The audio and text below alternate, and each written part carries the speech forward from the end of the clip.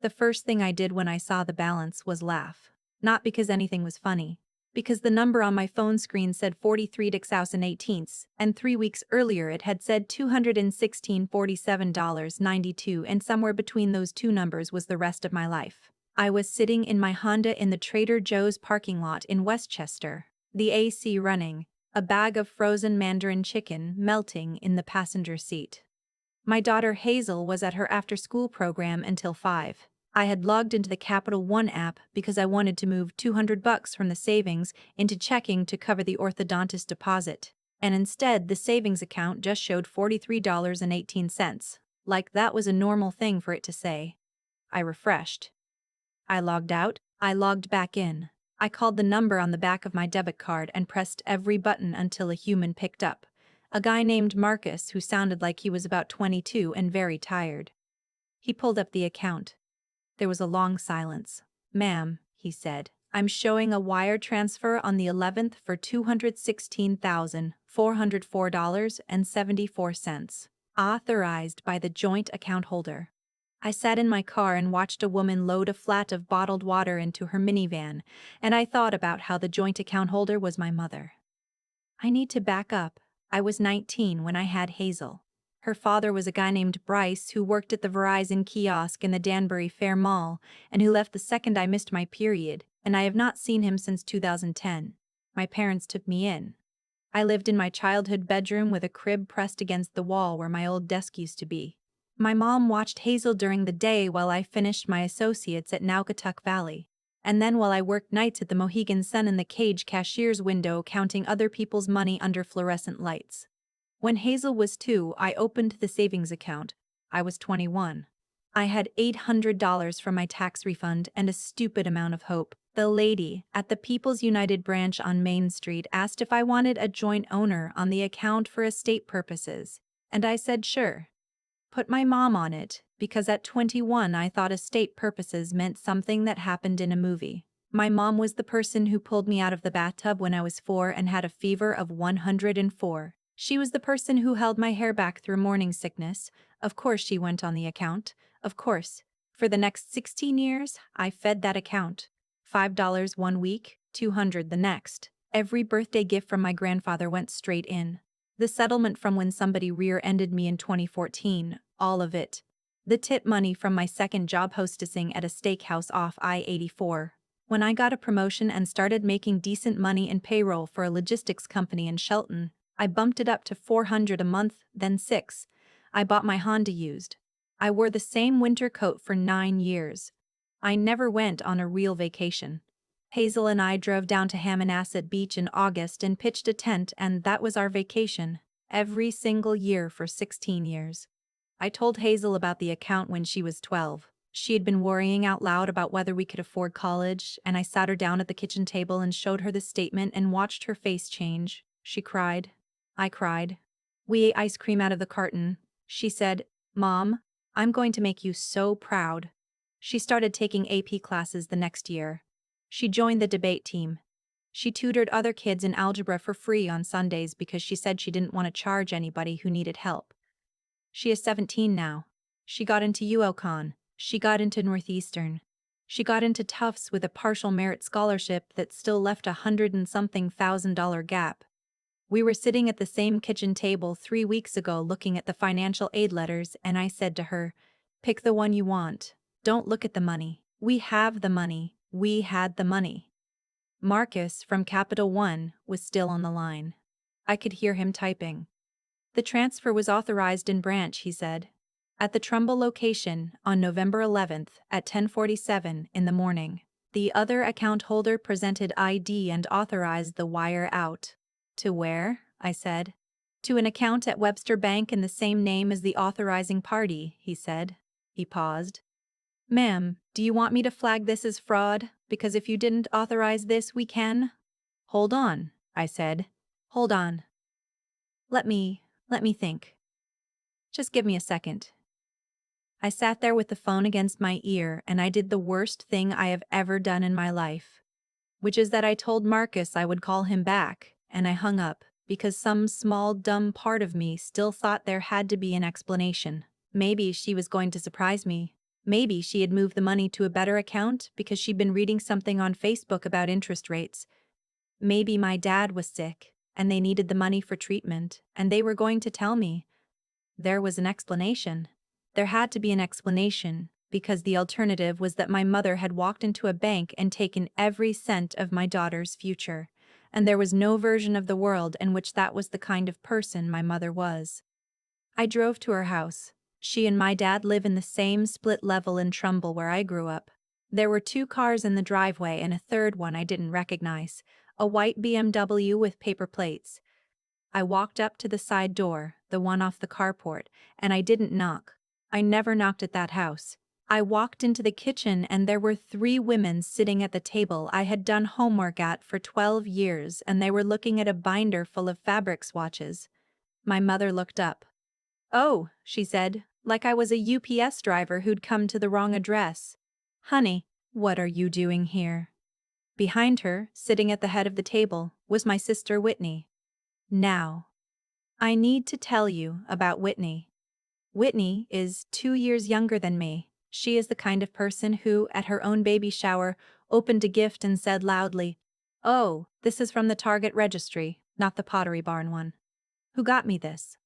She married a guy named Brock the first time when she was 23. That lasted 19 months. She got engaged to a guy named Anders when she was 26. That lasted 4 months.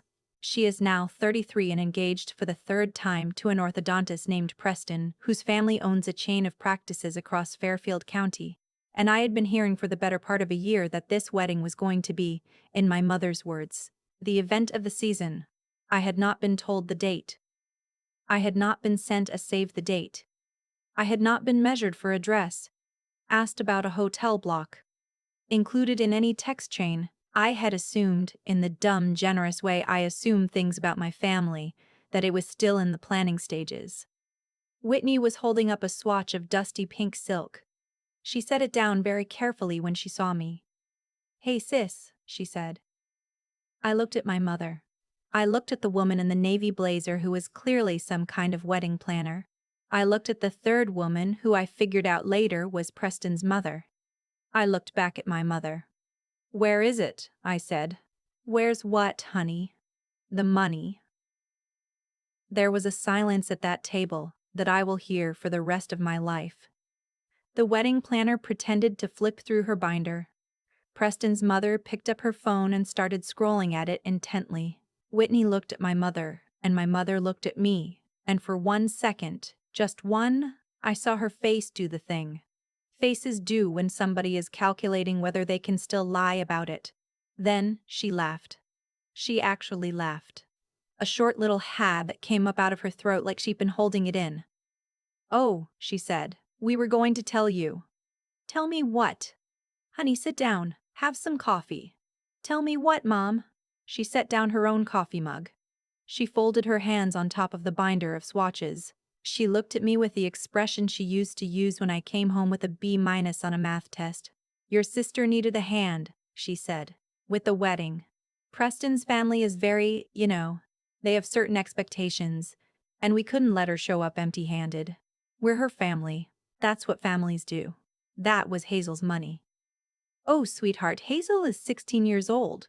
She has years. She can take out loans. She can apply for more scholarships. There are options. Your sister is getting married next month." There were no options. "Next month. The 21st. You took $216,000. She actually rolled her eyes at me. My mother rolled her eyes. "It wasn't all yours," she said. "It was a joint account. My name was on it too. I had every right to that money technically. Don't make this into something it isn't. That was Hazel's college fund. Hazel will be fine. You always make everything so dramatic." And then she laughed again, and she said the thing that I will hear in my head until the day I die. She said, "Honestly, sweetie, thanks for finally contributing to this family for once." I just stood there. I want to tell you that I screamed. I want to tell you that I flipped the table over and walked out covered in fabric swatches like an action movie. I didn't. I just stood there in my mother's kitchen in the same spot where I used to stand and eat cereal before the school bus came, and I looked at her. and I felt something inside my chest go very cold and very quiet, like a furnace clicking off in a basement. I said, "Okay." I said, "Okay, Mom, okay." I walked out of the kitchen. I got back in my Honda. I drove to the Trader Joe's parking lot because, for some reason, that was the only place I could think to go. The Mandarin chicken had completely thawed. I sat there with the engine off and I cried for maybe 90 seconds. Hard, the kind of crying where you can't breathe. And then I stopped. Because crying wasn't going to put Hazel through Tufts. I called Marcus back. I told him to flag it as disputed. I asked what else I could do. He told me, very kindly, that disputed transactions on joint accounts are extremely difficult to recover because legally the other party did have access. He told me I needed a lawyer. I had never had a lawyer. I drove home. I sat at my kitchen table, the same table where I'd told Hazel about the money. I opened my laptop. I Googled Attorney Financial Elder Abuse Connecticut, and then I deleted that and Googled Attorney Joint Account Theft Connecticut. I called 4 offices. The fourth one was a woman named Imani Brooks Halberstam, who had her own practice in a converted Victorian off the Boston Post Road in Milford, and she could see me the next afternoon at 1. I did not tell Hazel. She came home from her after-school program. She ate the Mandarin chicken with me at the kitchen table. She talked about a kid in her AP Govern class who had argued the dumbest possible position on a debate prompt. She laughed, and I looked at her across the table and I thought, I will burn the whole world down before I let you find out about this from anybody but me, and I will fix this before I have to tell you. I drove to Milford the next day. Imani Brooks Halberstam was about my mom's age, and she wore a pantsuit the color of cranberry juice, and she had the kind of eyes that didn't waste time. I told her everything. I cried twice. She handed me tissues without breaking eye contact. When I finished, she leaned back in her chair. 3 questions, she said. First, do you have documentation showing the money came in from your paychecks and your tax refunds? Bank statements going back as far as possible? I have everything. I save everything. Second, do you have any text messages, emails, anything in writing where your mother acknowledges that the money was for Hazel's college and was not hers to use? I thought about it. And then I remembered. When Hazel got into Tufts in October, I had texted my mom and dad together in our family group chat. I had sent a picture of the acceptance letter. I had written, "She did it. And the fund is finally going to do what we always saved it for. Tufts, here we come." My mother had texted back a string of red heart emojis and the words, "So proud of our girl. That fund is going to change her life. That fund. Our girl." In writing. "Yes," I said. "I have that." Third question. Is your mother on any other accounts of yours? Anything else she could touch? No. Just that one. Okay, Imani said. She uncapped a pen. Here's what we're going to do. The next 3 weeks were the longest of my life.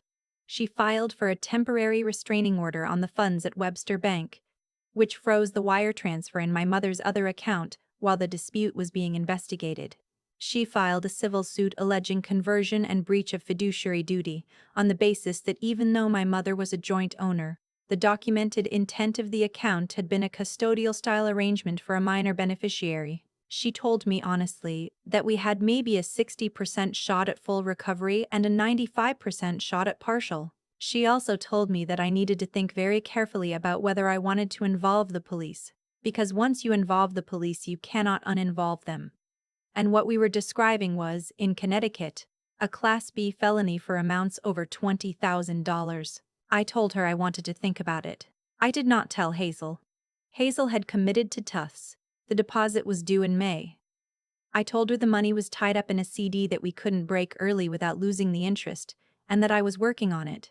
She believed me, because she had no reason not to. I have never lied to my daughter in her life, and the first lie I ever told her was about the money I had taken 16 years to save for her. My mother called me twice in those 3 weeks. I let it go to voicemail. She left messages that started warm and got progressively colder. The first one was, "Honey, I think we got off on the wrong foot, let's talk." The second one was, "I don't appreciate being ignored, you need to grow up and call me back." I didn't call her back. My dad called me on the 18th. I picked up because it was my dad. My dad is named Roland, and he is a retired electrician who voted for Reagan twice, and who has cried exactly 3 times in front of me in my life, when his mother died, when my grandfather died, and now, on the phone, at 4:30 in the afternoon while I was sitting in my Honda in the parking lot of my office. "Sweetheart," he said, and his voice broke on the second syllable. "Sweetheart, I just found out. I just found out. I just, I just found out today." "Found out what, Dad?" "About the money. About Hazel's money. I didn't know. I swear to God, honey, I swear on my own mother's grave I didn't know." I waited. "She told me," he said. "She told me the money for the wedding was coming from the equity line. She said we'd refinanced. She told me Whitney had insisted on paying us back over time and we'd worked out an arrangement. I signed papers, honey. I signed something at the bank in October and she told me it was for the refi, and I didn't read it. I just signed it. Your mother handles all our money. I never. He was sobbing. I have never heard my father sob. "Dad," I said. "Dad, slow down." He told me he had found out that morning because Preston's mother, the one who had been sitting at the kitchen table with the wedding planner, had called him directly to confirm some detail about the rehearsal dinner venue and had mentioned, casually, that it was so generous of him and my mother to be funding the entire wedding from the granddaughter's college savings. She had said it like it was a known fact, like everybody knew. Like it was a charming family thing. My dad had hung up on her and walked into the kitchen and asked my mother if it was true, and my mother had told him to mind his own business. "I'm leaving her," he said. "Dad, don't." "I'm leaving her." I packed a bag. "I'm at the Hampton Inn on Route 1. Honey, I am going to make this right. I am going to make this right. I swear to you I will testify. I will do whatever I have to do. That money goes back to Hazel. I don't care what it takes." I sat in my Honda and I closed my eyes, and for the first time in 3 weeks I felt like maybe I could breathe. "Dad," I said, "I need you to call my lawyer. Her name is Imani." The wedding was on December 21st, a Saturday. The Patterson-Whitfield estate up in Greenwich, the kind of venue that has a website with a string quartet on the homepage, 200 guests, custom calligraphy, a dress that I later learned had cost $18,000. I was not invited. Hazel was not invited. I want to be honest with you. I did think about showing up. I thought about it a lot. I thought about walking in halfway through the ceremony in jeans and a flannel and standing in the back and waiting for the part where the officiant asks if anybody objects and saying, "Yes, I object, because the bride's mother stole my daughter's college fund to pay for these centerpieces." I thought about it so much I could see the lighting in the room. I didn't do it. I didn't do it because Imani told me very gently that the best revenge in legal disputes is procedural revenge, and procedural revenge is boring, and it works. What happened instead was this. 3 days before the wedding, on the 18th of December, Imani filed an emergency motion to attach the assets being used to fund the event, on the basis that the funds had been obtained by what she called, in the motion, fraudulent inducement and conversion of custodial property. She named the venue, the caterer, the florist, the dress designer, the photographer, and the band as parties who had received transfers traceable to the disputed funds. Each of them was served with a notice. The venue called the wedding planner. The wedding planner called my mother. My mother called Whitney. Whitney called Preston. Preston called his father. Preston's father, it turns out, is an orthodontist. But before he was an orthodontist, he was a Naval J officer. He retired as a captain. He does not take kindly to having his son's wedding catered by a vendor that has been served with a legal attachment notice. He paid for the wedding himself, in cash, on the 20th of December. Every vendor. Every deposit. He paid it out of his own pocket, because he did not want his son's wedding cancelled, and he did not want his name attached to whatever fraud was apparently happening on the bride's side of the family. He also called off the engagement 4 days later, after the wedding had already happened but before the marriage certificate had been filed. I do not know exactly what he said to Preston. I know what Preston said to Whitney, because Whitney told my dad, and my dad told me. Preston said, "I cannot start a marriage with a family that does this." The marriage was annulled before Christmas. My mother's money, the wire transfer she had moved to her Webster account, was returned to me in full on January 7th after the court ordered it pursuant to the civil case. Imani had been wrong about her 60% estimate. We got every cent back, plus my legal fees, plus interest, plus what the court called exemplary damages of an additional $15,000, because the judge had read the text messages and was not in a forgiving mood. The criminal case is still pending. I did go to the police. I went after the civil money came through, because at that point I didn't need the leverage anymore. The prosecutor's office took it seriously.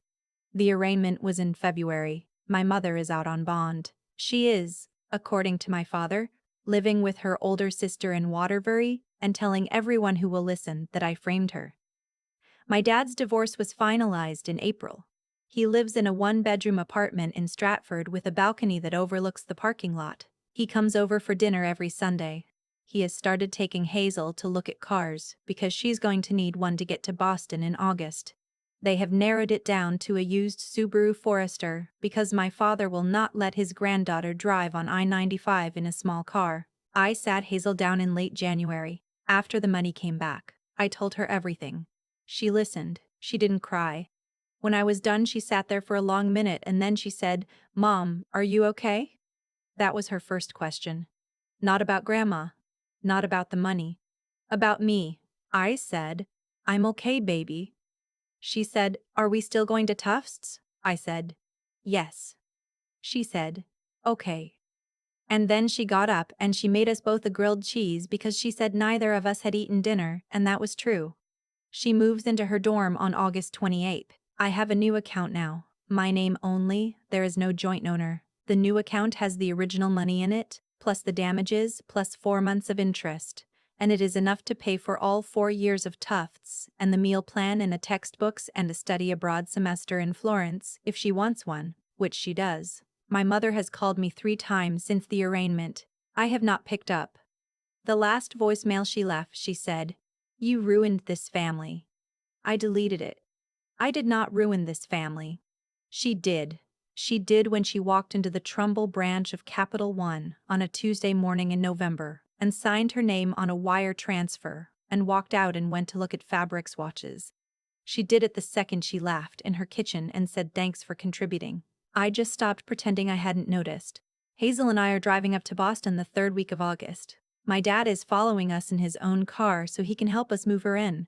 We have a hotel reservation at a Hyatt in Cambridge. We're going to eat dinner at a restaurant Hazel picked off a list a friend's older sister gave her, somewhere in the North End that supposedly has the best cannoli in the city. We are going to take a picture in front of her dorm. I am going to send that picture to my father and to nobody else. And I am going to drive home alone down I-95 in my old Honda.